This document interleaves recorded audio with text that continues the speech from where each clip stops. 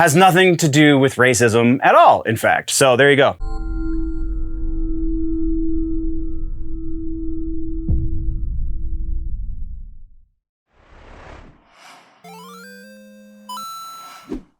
Hello, Big Show nerds. How are you doing this fine afternoon? I'm doing well. Thank you for asking. We are talking once again about the nerd news headlines right here on the Big Show Entertainment Media Network. Please don't forget to check out all of our other platforms because we are in the middle of rolling out a fashion line. We are in the middle of some musical endeavors, so on and so forth. So find us on the socials. Look for Black Lion Endeavors or Big Show Entertainment Network. Either one will point you to the right place, or you can just check out the website, blacklionendeavorscorporation.com. So all of the things, all of the stuff, thank you for joining me, nerds. Don't forget to let the algorithm gods know that this is a place to get proper news by clicking that thumbs up button, and let's get into today's episode.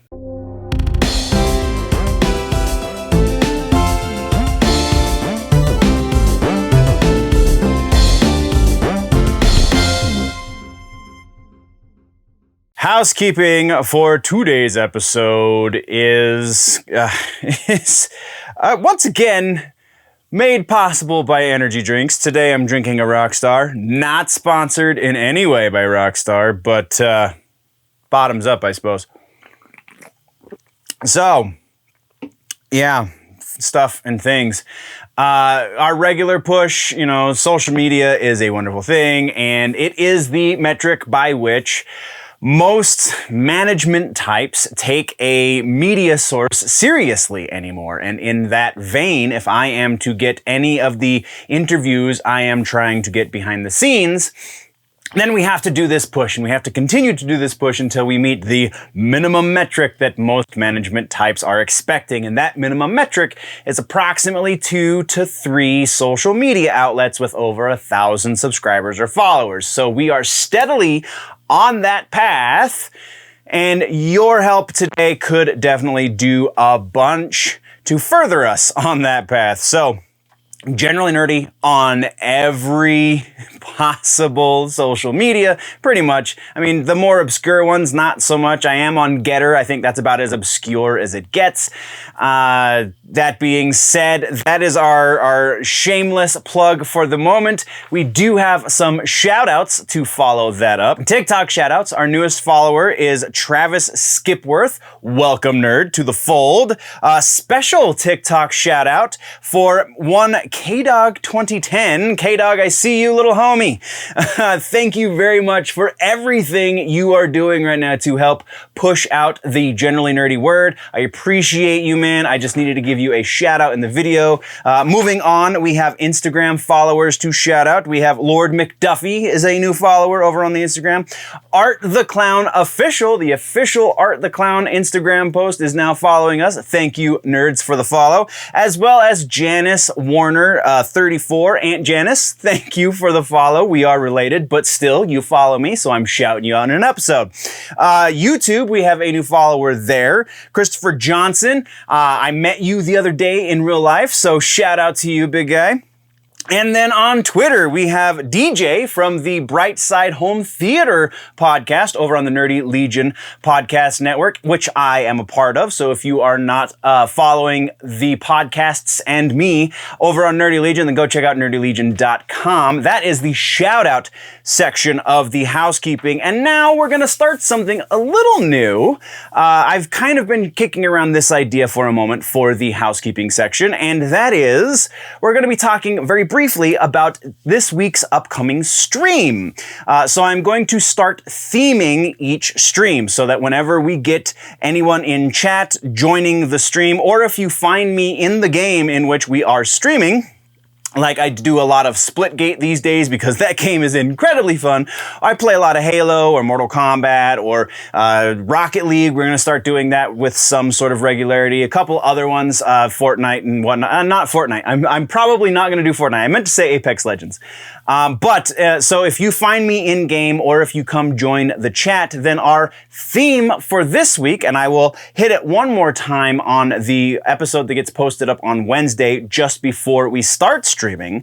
But the theme for this week is restaurant-specific workplace gripes. So if you are a restaurant employee, be it back of house or front of house, then by all means join us in stream and let's talk about some of the craziest interactions you've had at work, some of the craziest stuff that's gone down, or just something that really bugs you about the industry. Let's talk about that. I've been working in restaurants for over 20 years, so I probably can relate to anything you bring to that chat. So again, the Twitch channel is generally nerdy. There are two N's in nerdy. I really don't know why I had to do that, but that is the necessity of the situation. Just know that if you have found the Nerdy Ninja, then you are at the right place. Stream usually starts around 7 to 8 o'clock. It really depends on how fast I can get the Wednesday episode edited. Honestly, that is the biggest obstacle on what time my stream starts. So all of that being said, let's get into today's episode. TV streaming, let's get to TV streaming. All right, so before we get into any of the other stuff, I really, now that not the last episode, but the 2 episodes ago, now that has finally gone live, now that YouTube has said, oh, that's fine, we won't block you because you're doing a news show. Now that that has happened, we can talk about the previous two episodes ago. I said something and I gave an incorrect date in the TV streaming section. So the new Mike Flanagan series, Midnight Mass, did not go live on the 10th. It does, though, go live on the 24th. I honestly don't know where that 10th number came from, but I was saying that for like 2 or 3 days before I double-checked my numbers and went, oh, I'm stupid. Especially because I went to go watch the dang show. I was like, it's not here anywhere. What the heck? So yeah, my apologies. I'm a dummy. Let's move on to other follow-up things. So we have a follow-up on the Twisted Metal series that I believe Showtime has picked up, though that's not part of the news. The news here is casting. The lead for this show is a character named John Doe. John Doe is going to be played by none other than Anthony Mackie. Other interesting developments that we have seen recently, Rhett Reese and Paul Wernick are going to be not only writing along with Michael Jonathan Smith, who writes for Cobra Kai, but the 3 of them are also going to be executive producing it. In that same vein, we also have Will Arnet involved in this, which is a very interesting thing, but it's not Arnet necessarily directly. It's his production company called Electric Avenue. So Arnet and his producing partner are going to be part of the production staff, but not part of the writing or acting or anything like that. So again, very interesting things coming together. Words are not a thing right now. But yeah, that's all we have for Twisted Metal. And so our next follow-up has to do with Wednesday, the new Addams Family series that's happening on Netflix, directed by Tim Burton, and they've made another casting announcement in this one. And with this, since the last time we talked about this series, we have a couple of other things that are developing in the news. First of which being that the casting announcement is for Gwendolyn Christie. Gwendolyn Christie is going to be playing a character whose name is Larissa Weems. Larissa Weems apparently has a history with Morticia Addams and is also going to be the principal of the academy, the Nevermore Academy, where Wednesday attends school. So we also now know that this is going to be a school-based, kind of sort of magic story where Wednesday has psychic powers. This just feels like it's going in all kinds of new directions that maybe aren't really true to the original Addams Family. All right, so something that we need to address is the new series. We do have a new logline is what it's called for Netflix. Kind of a synopsis a little bit. So I'm just going to read it to you directly. This is direct from Netflix. The series is a sleuthing, supernaturally infused mystery charting Wednesday Addams' years as a student at Nevermore Academy. Wednesday's attempts to master her emerging psychic ability thwart a monstrous killing killing spree that has terrorized the local town and solve the supernatural mystery that embroiled her parents 25 years ago, all while navigating her new and very tangled relationships at Nevermore. So this sounds like it's kind of Sabrina 2.0, when that is not any of the characters from the Addams Family series.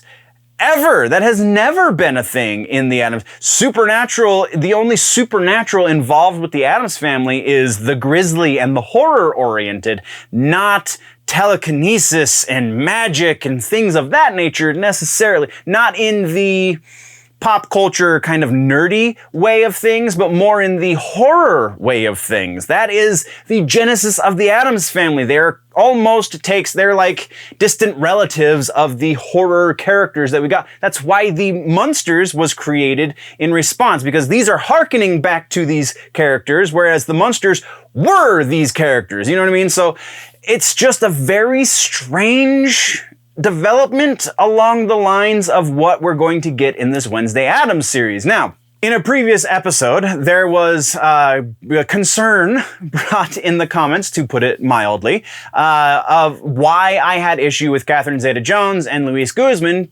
cast as Morticia and Gomez Addams, respectively. Well, first off, I didn't say I really had any sort of issue with Catherine Zeta-Jones as Morticia. I actually think she might do a pretty good job. She wouldn't be my first choice for Morticia, but she's definitely not the worst choice.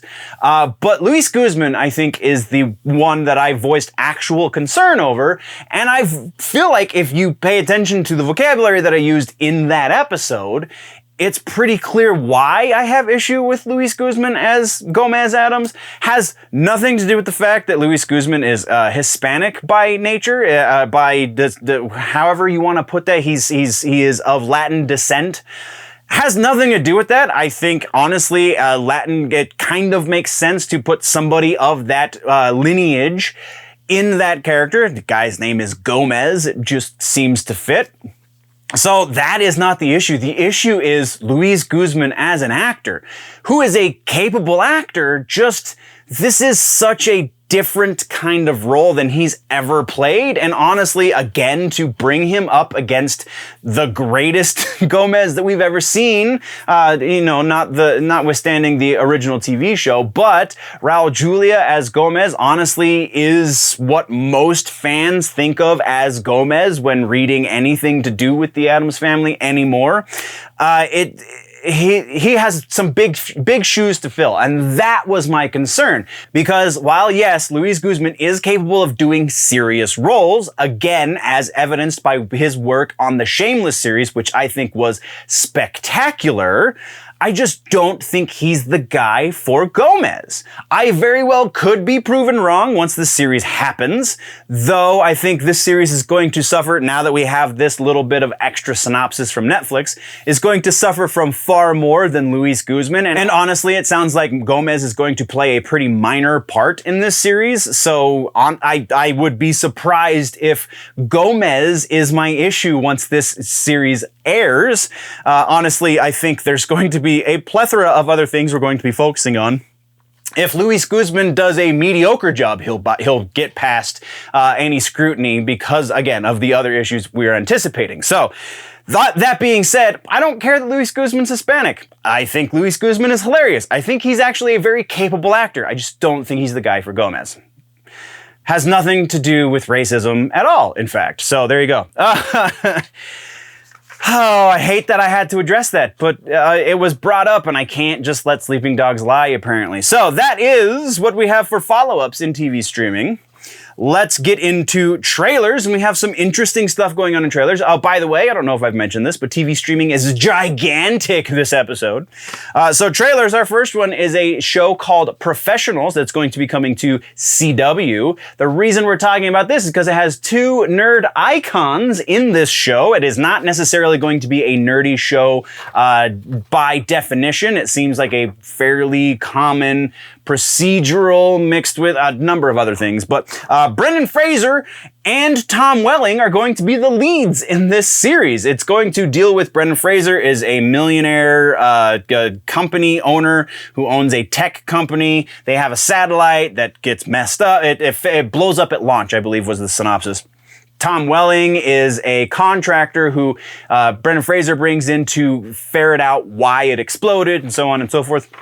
Kind of sounds interesting, but not really nerdy in any sort of real respect, aside from Tom Welling and Brendan Fraser. So there's that. Our other link to the trailer also down in the description. So our other trailer, our next trailer, I guess, is I Know What You Did Last Summer. This is a series that we talked about when it was originally announced. We now have our first trailer for the Amazon Prime series. Again, link can be found down in the show notes, description, whatever.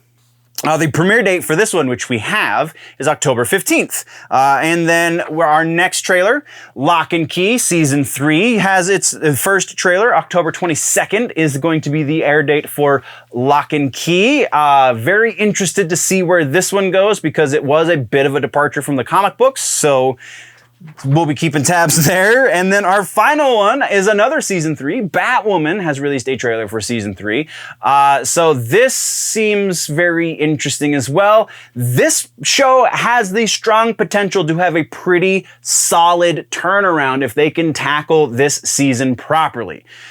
It seems that Season 3s are an interesting situation because Titans Season 3 has taken an opposite turn because Titans was amazing and then Season 3 happened and it was like, oh, this show's not what it once was. But that is a discussion for another day. Those are all of the trailers that we have for TV streaming. Our first piece of regular old news is a new announcement for a new series over on Disney+. Flight of the Navigator. Go back, older nerds, older millennial nerds and younger Gen X nerds and think, Flight of the Navigator? Really? Compliance. That one? Yes, that one is getting a series treatment on Disney+. There is the noteworthy change for this series in that it is going to be a young female lead instead of a young male lead. Not that that's really a huge deal because at this point it's going to be, I don't know, it's a retelling of the same thing. We already have Flight of the Navigator, so a different version of Flight of the Navigator with a different person leading it really makes no difference, the gender, whoever it is. But also, Bryce Dallas Howard is being brought in as the main series director. So that's pretty noteworthy as well.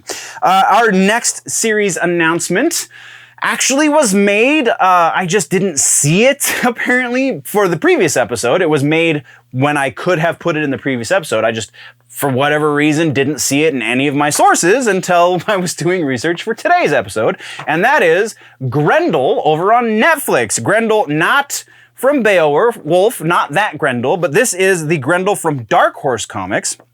This is coming from the Netflix and Dark Horse contract where Netflix has all of the first look options for IPs that come out of Dark Horse that have to do with live action.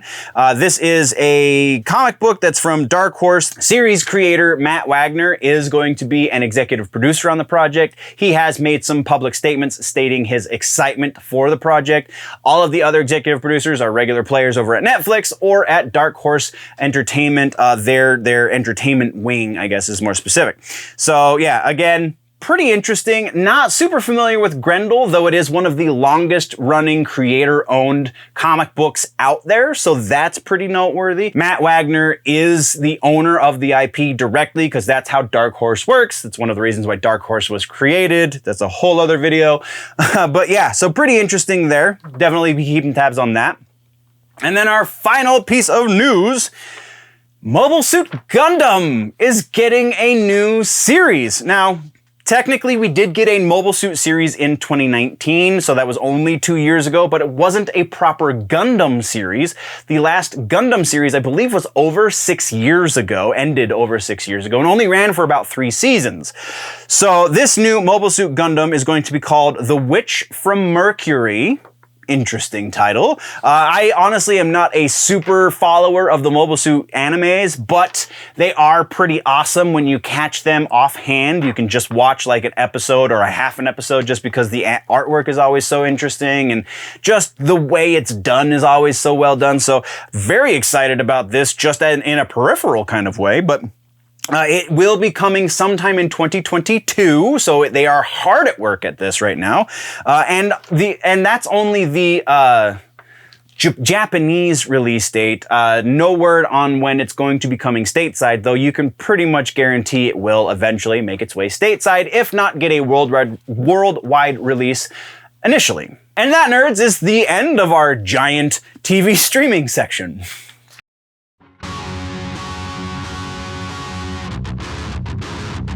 Movies is tiny for today, and I mean, kind of ebbs and flows between movies and TV streaming, and that's just kind of the nature of things. And sometimes rumors is just out of hand. We don't cover, anyway, we're bird walking.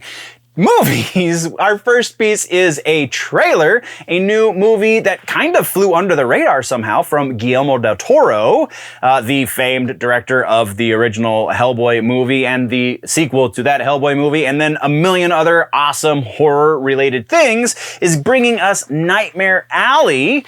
This one is also horror-related, though it's kind of hard to tell exactly how it's horror-related based on the trailer, but you can find a link to the trailer down in the show notes. This movie comes out December 17th, so he's been very hard at work at it for a little while at least, because it's coming out in just a few months. And noteworthy cast is Bradley Cooper, Jim Deaver, Ron Perlman, Cate Blanchett, Toni Collette, so we obviously know it's a horror movie because Toni Collette's in it, and Rooney Mara, amongst other. This is a giant star-studded cast, and the fact that Guillermo del Toro is doing it, just that alone is reason to catch this in the theaters, and it will be exclusively in theaters for at least the first 45 days when it comes out, again, December 17th. And then our final piece of, I told you, movies is tiny. Our final piece of movie news comes from the Star Trek camp, specifically Paramount. There's been a bit of a shakeup in the executive types over at Paramount, and we have one major executive leaving, the CEO leaving, and another one coming in, and the leaving CEO's name was Jim Giannopoulos. Oh, he released a statement thanking everyone for his wonderful time. He's been there for the last 17 years, so on and so forth, lots of flowery language, and then kind of planted in the middle of that, a little bit hidden, he mentions Star Trek and how they have multiple projects in the works for Star Trek at Paramount. So, most of them, if not all of them, exist only in rumor right now. So which of those rumors exists for our pleasure in actuality? I'm going to leave that one up to you, nerds. If you have an idea of which one you think is the most plausible, is it the Kelvin continuation? Is it the Quentin Tarantino written but not directed one that has been rumored forever? Is it a new one? We've covered a number of rumors that deal with new, non-related Star Trek series or movies or whatever. Which one of those rumors do you think is the most plausible? Because that's just way too much fun to speculate. So let's do that in either the comment section if you're watching on the YouTube, or you can find me on the social medias and we'll have that conversation there. But that is everything for movies. All right, rumor mill. Let's do the dirty and get this over with. All right. So, first rumor that we are discussing today is one that I feel like I have already shot down preemptively, but we will address it directly, and it is the Marvel Zombies rumored series that has been rumored for a number of years. Now that we have a What If episode, the rumors are sprouting back up, and all right, so this one actually got a little bit more ground, because the last time we talked about a potential What If spin-off series, it was out of the question. They have already said that the What If episodes are not going to be related to the MCU at all. So when I believe it was a Spider-Man rumor or a Doctor Strange rumor, one of the two, came up and said, oh, they're going to work this into its own. No, they're not. But this has kind of started, the first source I found this was a similar style rumor to that. So I was like, oh, obviously this isn't going to happen. But then we got word from Mark Millar, who created the Marvel Zombies universe, that there may or may not be something in the works down the pipeline. So that definitely gave this a bunch more credibility, though that definitely could be Mark Millar trolling us. So I couldn't go 50% on this because they have said in no uncertain terms that the What If episodes will not be related to the MCU proper. They are one-off episodes by design. Because of that very unequivocal, absolute statement, I can't give this 50%, but we're going pretty close. We're going 40% likelihood that we are going to see and again, we have to give these rumors a timeline, because long enough timeline, anything's possible. So, possibility within the next 5 years, we will see a Marvel Zombies series on Disney Plus is approximately 40% likely. So next, we're talking about Batman, because there's always a Batman rumor somewhere in the mix. Oh, and they just don't go away, and they don't go away, and they don't go away. This one has to do, once again, with Michael Keaton's Batman. This time, instead of it being a movie rumor, there is a series rumor. Series rumor over at HBO Max that they're going to pick up Michael Keaton's Batman. It doesn't say specifically if it's going to be like a Batman Beyond or something. What with Keaton being a little bit older these days, that would make the most sense if this rumor was plausible. I don't believe this rumor is plausible. From the little we know about Michael Keaton's contract for the Flash movie and the DCEU going forward, there's very little that Michael Keaton is obligated to do for the DCEU, for Warner Brothers specifically. It sounds like he probably has approximately 3 cameo roles ahead of him. So something along the lines, maybe not a cameo. I think cameo is a little too light of a word. 3 minor roles, I guess, is probably more appropriate. So moving forward, we're likely to see him once or twice more in the DCEU proper, but it will be very likely in movies, not in a series, though again, we don't know what that contract holds. These are just the plausible speculations, the most believable speculations that exist out there. So, the likelihood that within the next couple years we will be seeing Michael Keaton's Batman in an HBO Max series as the main character. Again, he could very well come on in some sort of cameo, guest spot, whatever, but as the main character, as this rumor is implying, I'm gonna say 30%, and I think that's very generous. Moving to our next rumor. This one kind of is building off of a rumor that we heard previously, but kind of not. We'll get into that. So, Bloodshot and Bloodsport. Apparently, Will Smith wants in on the success of the most recent Suicide Squad movie, because apparently it was successful enough for Will Smith to take notice. Whatever. So, very specifically, Will Smith wants to do a team-up movie between he and Idris Elba's character, Bloodsport. So it would be Deadshot and Bloodsport in a buddy cop, effectively, movie. I mean, those characters, as far as the cinematic universe is concerned, are kind of interchangeable, so I don't see necessarily Warner Brothers jumping at this, though Idris Elba and Will Smith are both gigantic names in Hollywood, so that could be feasible. And we also heard that previous rumors say that they want to keep a spot open on the Secret Six for Will Smith. So again, that's kind of rumor based on rumor, but just that little element of it.